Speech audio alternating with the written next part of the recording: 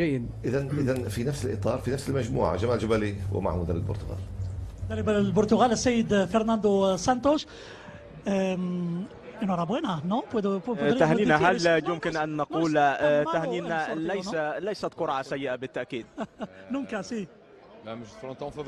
بالتأكيد سنواجه الفريق المرشح للفوز بهذه البطولة، هو فريق قوي للغاية ولدينا خصوم أقوياء. بعد ذلك سنواجه منتخب المغرب. بالتأكيد فاز على منتخب ساحل العاجة وتأهل لهذه البطولة. لديه العديد من اللاعبين الذين ينشطون في دوريات أوروبية. بالتأكيد هي خصوم في غاية القوة. لدينا أيضا منتخبات صعبة. لدينا لاعبين في هذه المنتخبات يلعبون في الدوريات الأوروبية في كل هذه المنتخبات التي سنواجهها في هذه المجموعة. لذا يمكننا القول أنها ليست مجموعة سهلة بالنسبة لنا، ولكن علينا أن نؤدي جيدا، علينا أن نظهر بقوة، علينا أن نؤدي مباراة جيدة أمام إسبانيا وأن نسجل أهدافا. ولكن بالتأكيد منتخب البرتغال دائما لديه حظوظ في كل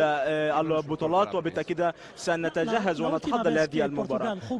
المرة الأخيرة التي خاضت خلالها البرتغال مباراة أمام البرتغال كانت بالتأكيد واجهنا منتخب المغرب من قبل ولم تكن مباراة سهلة ونجحنا في الفوز هناك. أتمنى أن نحظى بحظا سعيدا في هذه المباراة.